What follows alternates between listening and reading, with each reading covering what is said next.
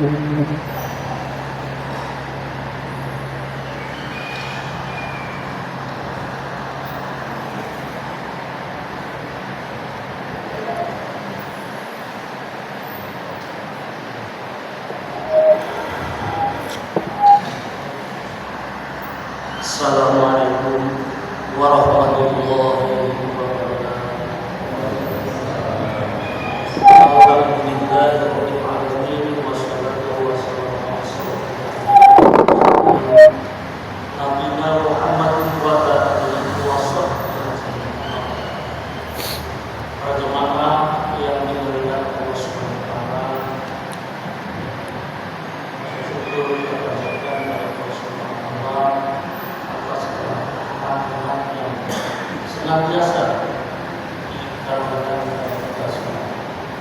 Salawat dan salam kita sanjungan kepada junjungan Muhammad Rasulullah SAW. Para jemaah, pada kesempatan ini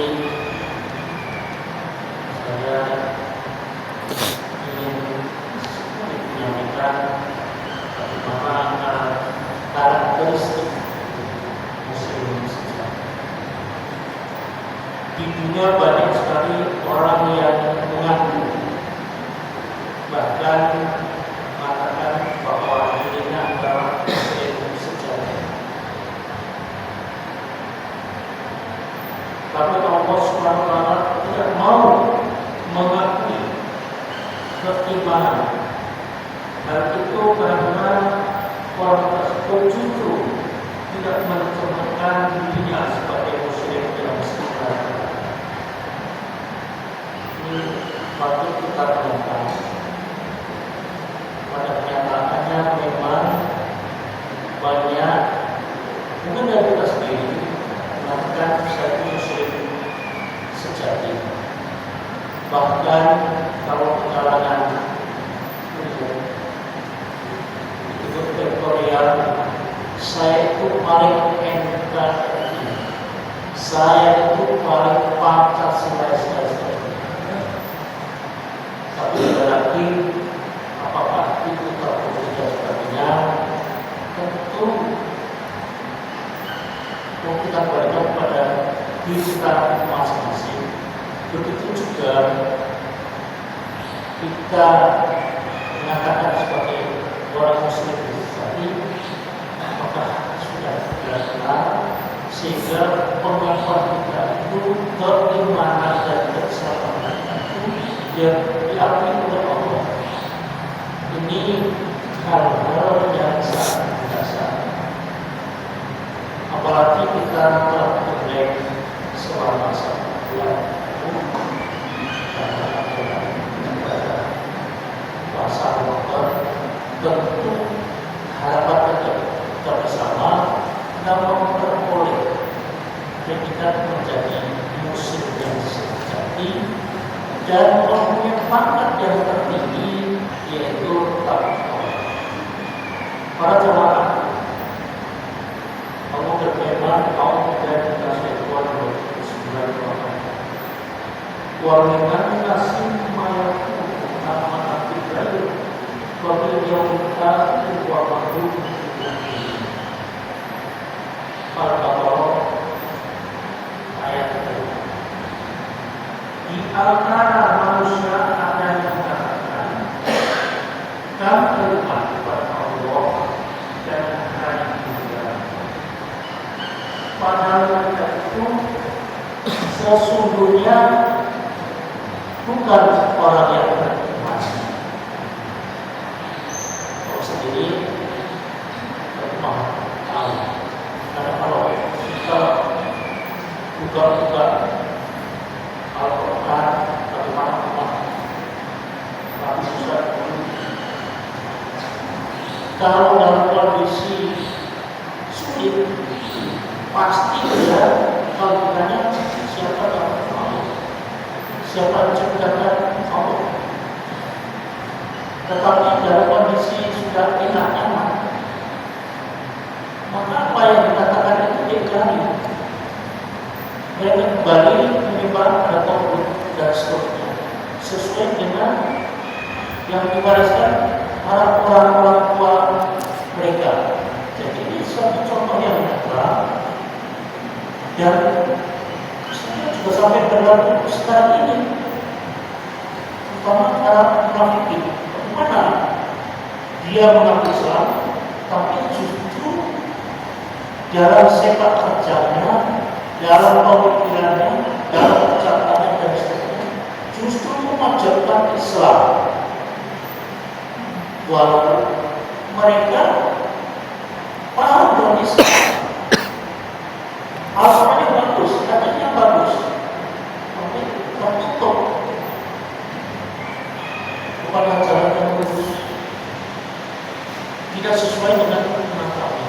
Inilah yang perlu kita perhatikan agar kita diakui keimanan dan keislaman oleh Allah Subhanahu wa Ta'ala.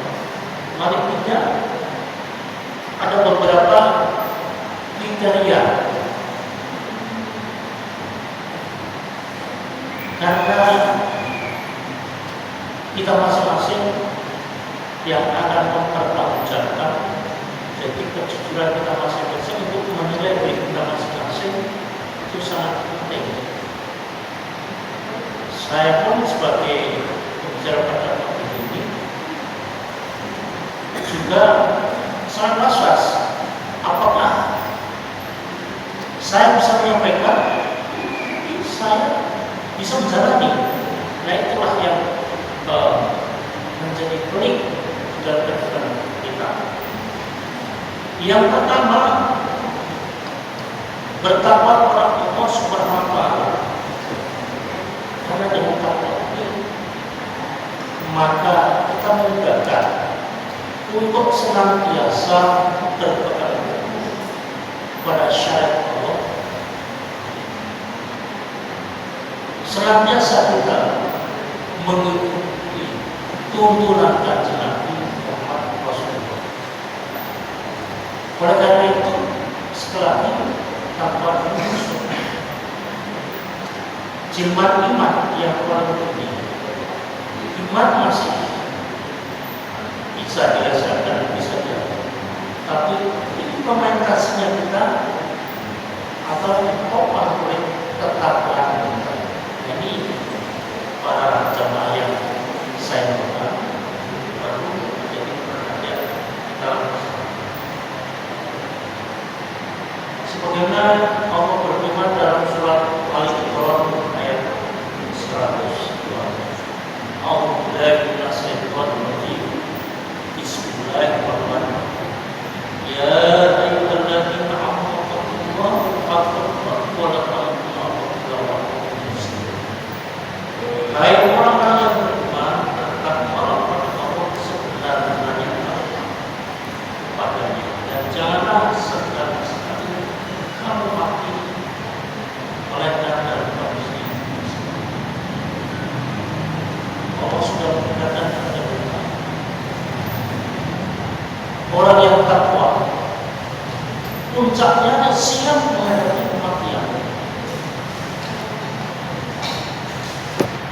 Kalau di dunia ini orang siap berkumpul, siap menyelesaikan masalah yang rumit dan sebagainya,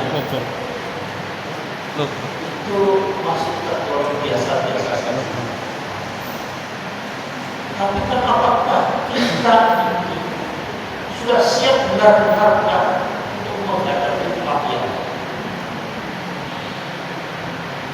Kita realistis pada diri kita sendiri. Maka boleh sangat banyak apa yang perlu kita siapkan dan sebagainya untuk menghadapi kematian. Tetapi pada intinya kita harus paham sesuai perintah, yaitu husnul khotimah. Ciri-ciri salah satu husnul khotimah apabila di akhir menghembuskan sebelum menghembuskan mampu mengagumkan, mengucapkan kalimat la ilaha illallah.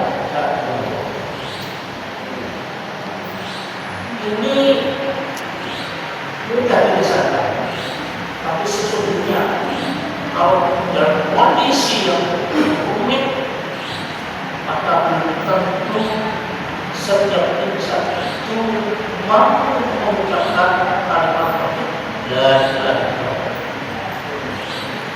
Beberapa tahun yang lalu, karyawan rumah sakit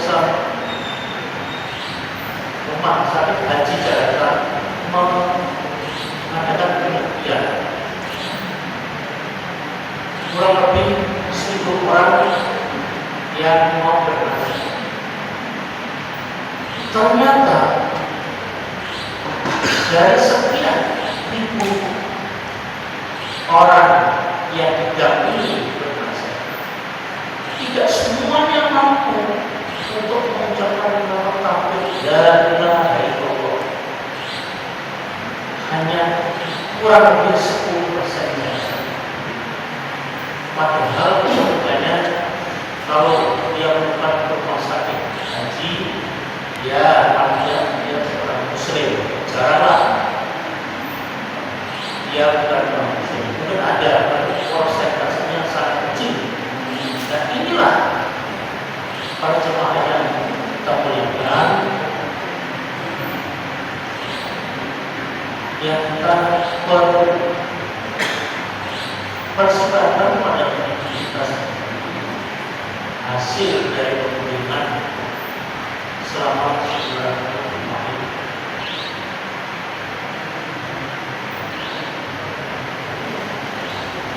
Selanjutnya yang kedua,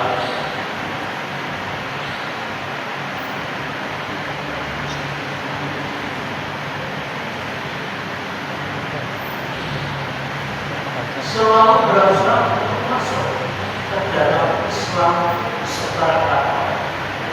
secara menyeluruh. Apa maknanya? Kita bisa menerima seluruh syariat Allah yang terkandung dalam Al-Quran. Kita tidak boleh pilih-pilih. Memang kemungkinan kecil kita mampu melaksanakan seluruh syariat Allah itu tidak apa-apa, tetapi jangan sampai hati kita menolak akan syariat Allah Subhanahu wa Ta'ala. Kita perlu mampu, ya tidak apa-apa. Contoh nyata syariat dalam hukum Islam ada 5, kedua syahadat dan seterusnya.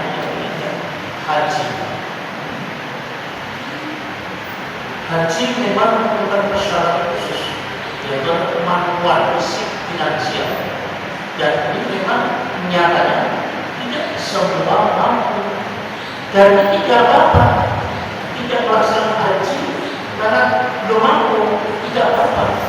Tapi bukan berarti kita terus menolak syarat haji itu, tidak demikian. Ini yang perlu kita pahami, perhatikan Al-Quran sebagai musibah. Maka seluruh syariat yang ada di Al-Quran, meskipun digajikan kita belum mampu menjalankan, kita berjalan. Ini yang perlu Bapak dan Ibu perhatikan. Jadi jangan sampai ada yang istilahnya terbagi, ada ini saja. Begitu juga syariat itu berisi perintah, tapi juga berisi larangan.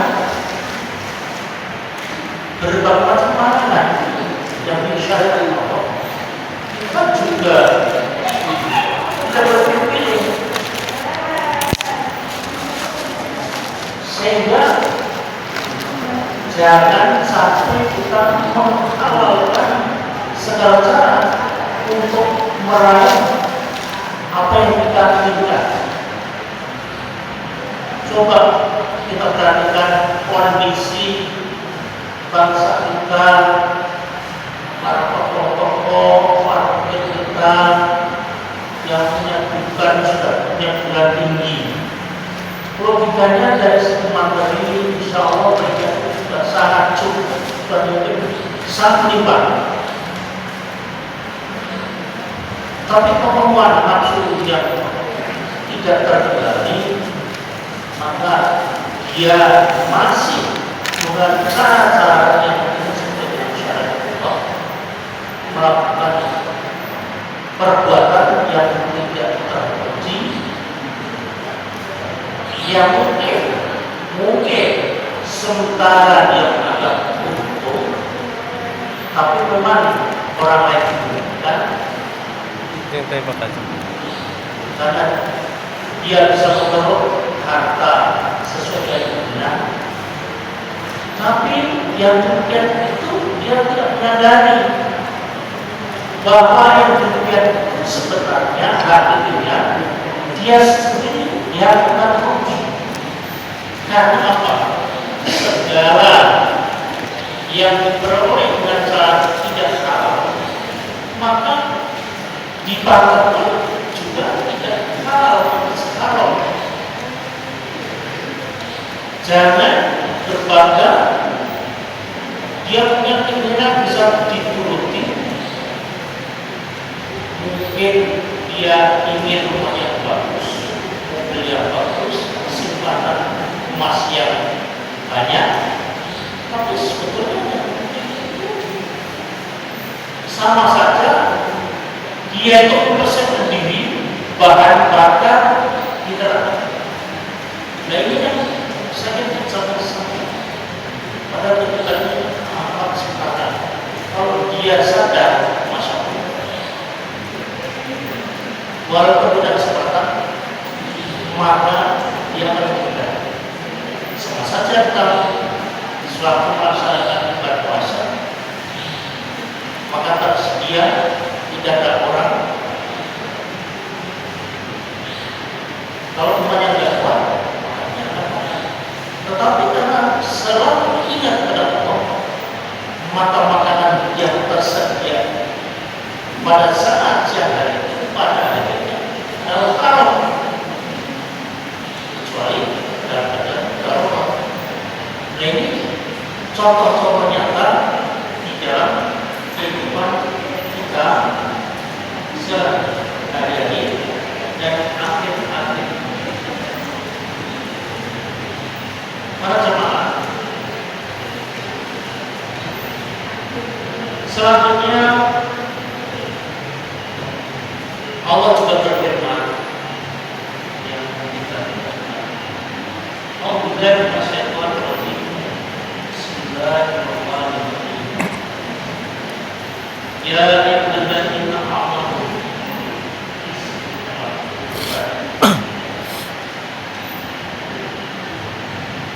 firman yang lain yaitu Alhamdulillah masyaitan rajim. Bismillahirrahmanirrahim. Ahsanu minallahi subhanahu wa ta'ala. Subhanallah. Dan siapakah yang lebih baik sifatnya daripada Allah? Dan hanya kepada-Nya kami para jemaah. Kita hidup ini perlu diwarnai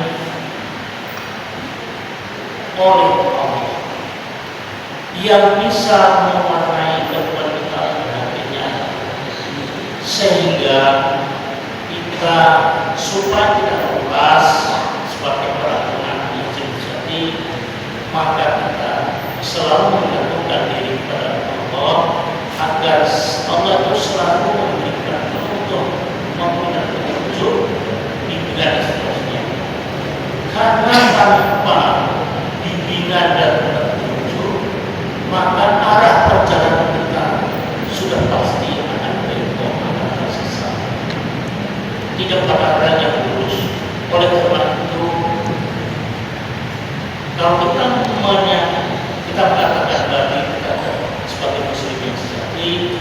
sudah seharusnya kehidupan kita itu merasa dikawal oleh Allah dan minta dikawal oleh Allah. Jadi jangan hanya kita merasa kita dikawal oleh Allah, tapi kita minta dikawal oleh Allah. Sebenarnya kita juga minta permohonan Allah memberikan petunjuk dan sebagainya. Nah inilah para jamaah yang saya uraikan. Mudah-mudahan sunnah ini menjadi pencerahan bagi kita semua bahwa memang menjadi muslim yang kafir tidak semudah diucapkan, tapi memang harus, jangan dihindari, harus. Mungkin tidak mampu mencapai bila 100% ya tidak mampu, mampunya baru 30 ya dapat. Yang penting jangan kita hindari, kita harus cita-citakan diri kita sendiri menjadi muslim yang hafal. Jangan hanya hafalan